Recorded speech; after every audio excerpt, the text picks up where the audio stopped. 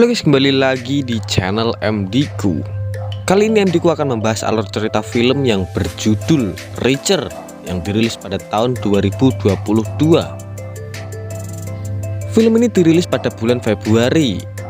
Ya, tahun sekarang ini baru kemarin. Serial film Reacher merupakan penggambaran terbaru dari karakter fenomenal yang diambil dari adaptasi novel karya Lee Chill.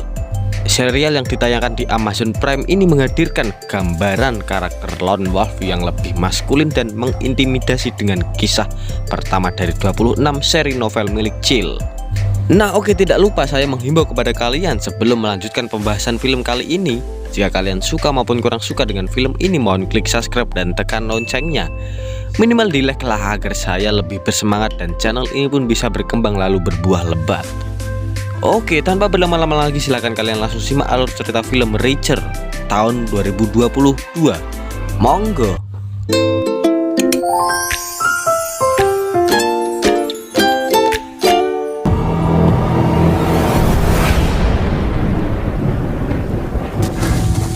Di awal film kita disuguhkan dengan orang yang ditembak hingga terjatuh dan mati. Korban disiksa dan diinjak sampai wajahnya tidak bisa dikenali. Keesokan harinya di persimpangan jalan turunlah seorang pria dari bis. Setelah turun dia beranjak pergi menghampiri kota terdekat yaitu kota Margrave untuk sekedar istirahat dan makan malam. Ia mampir ke sebuah kafe dan memesan sebuah pie dengan baik kepada pelayan. Tetapi sebelum suapan pertama mendarat di mulutnya, tiba-tiba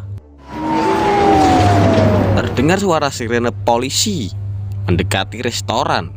Karena bingung, pria itu segera menyadari bahwa dirinya lah yang sedang dicari oleh petugas polisi itu. Karena tidak merasa bersalah, pria itu sedikit bingung. Meski begitu dia ditangkap tanpa perlawanan. Setelah diborgol barulah ia mengetahui bahwa dirinya dituduh telah melakukan pembunuhan. Dengan rasa tidak percaya dia dibawa ke kantor polisi untuk dimintai keterangan. Dan di saat itu dia berhadapan dengan Roscoe.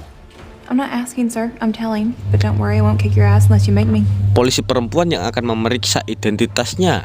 Thank you. Dan dari situ mereka mengetahui namanya adalah Jack Reacher. Jack Reacher. No middle name.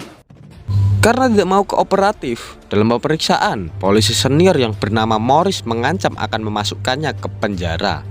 Tetapi tiba-tiba sang kapten polisi bernama Finley datang dan memintanya untuk membawa tersangka ke ruang khusus untuk diinterogasi lebih lanjut.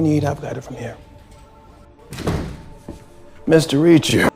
Setelah membawa Jack ke ruangan khusus, Finley mencoba untuk berkomunikasi, tetapi hampir saja habis kesabarannya karena Jack tidak juga membuka suara.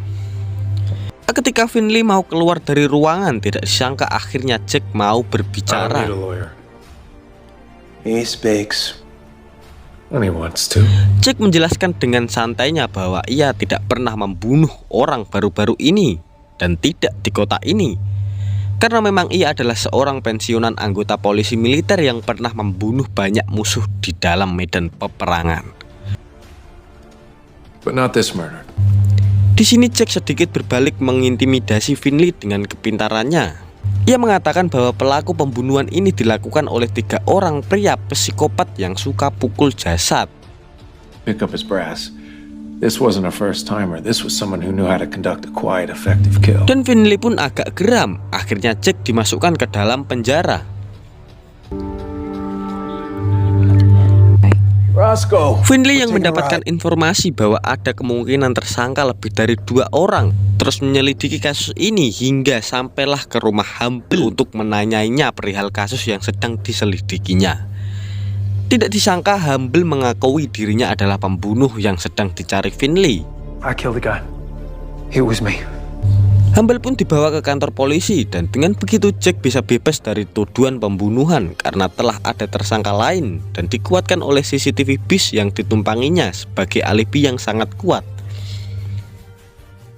Namun setelah dibebaskan dari tahanan, Finley menegaskan bahwa Jack masih dalam pengawasan sampai kasus ini selesai. Karena Finley merasa kasus ini ada kaitannya dengan Jack yang dari luar kota. Lalu Finley mengatakan bahwa dia meragukan pengakuan Humble sebagai pembunuh. Yang dia tahu Humble adalah seorang bankir yang baik tanpa ada catatan kriminal. Alih-alih dijadikan tuduhan, Jack akhirnya menawarkan bantuan kepada Finley memecahkan kasus, yaitu dengan memberikan informasi bahwa Stevenson mengetahui sesuatu tentang Humble. This man seems to think you know something about Hubble that you aren't sharing with me. Di sini Finley malah marah dan tidak suka dengan bantuan Jack karena peran Jack di sini adalah seorang tahanan dan tersangka, dan jelas bukan seorang polisi lagi. Jack pun kembali dimasukkan ke dalam sel tahanan bersama Humble, yang tanpa mereka sadari mereka telah menjadi tahanan tetap yang tidak menunggu persidangan untuk membela diri mereka. We're not with the guys awaiting arraignment, we're with the lifers. Di dalam sel tahanan, Humble diganggu oleh sekelompok tahanan yang lain. Nah, ketika kelompok tahanan itu ingin mengencingi Humble, Jack pun turun dan mengajar mereka dengan sekali pukulan.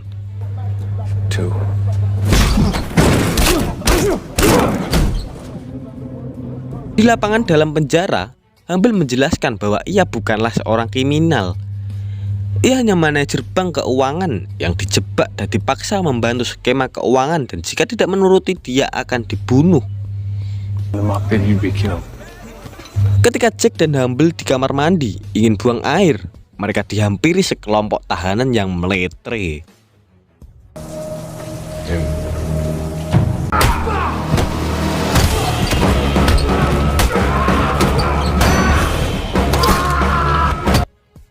Namun sebelum petugas keamanan penjara datang, Jack telah menghabisi mereka semua seorang diri.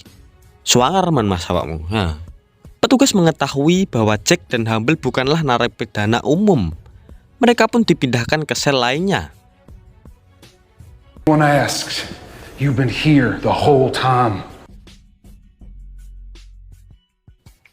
Dan setelah seharian di penjara, akhirnya Jack dan Humble dibebaskan tanpa tahu apa yang terjadi. Roscoe menjemput Jack dengan mobil polisi. Figured a guy with no money, ID, or car could use Lyft. Sepertinya Roscoe menaruh hati kepada Jack, yang dijelaskan dengan Roscoe mengajak Jack untuk makan malam. I was gonna apologize with an early dinner, but if you're not sticking around. Okay. Jack pun meminta Roscoe untuk mengantar dan meninggalkannya di barbershop karena ia ingin mencukur jenggotnya. Dari luar ada dua orang asing yang memperhatikan Jack. Jack pun keluar dan menghampirinya. Dari sini Jack tahu bahwa mereka adalah pelaku pembunuhan itu, tapi Jack tidak punya bukti apapun tentang itu. Setelahnya Jack pun datang ke kantor polisi untuk menepati janji makan malamnya dengan Roscoe. Namun Roscoe malah membatalkannya karena sedang ada kasus pembunuhan lagi dan ia harus pergi ke kamar mayat. Jack pun mengikuti penyelidikan ini bersama para polisi. Di sini Jack mengetahui bahwa jasad itu adalah jasad kakaknya Jack yang dilihat dari bekas luka dan penjelasan dari ahli forensik setempat. That's how my brother got this scar. Jack pun berniat membalaskan kematian kakaknya dan film pun berlanjut. Oke deh guys, segini aja dari pembahasan film kali ini. Terima kasih untuk kalian yang berbaik hati menonton video ini sampai akhir. Apabila kalian suka silahkan like, komen, subscribe, serta share video ini. Sampai jumpa di video selanjutnya dan terima kasih. Dadah.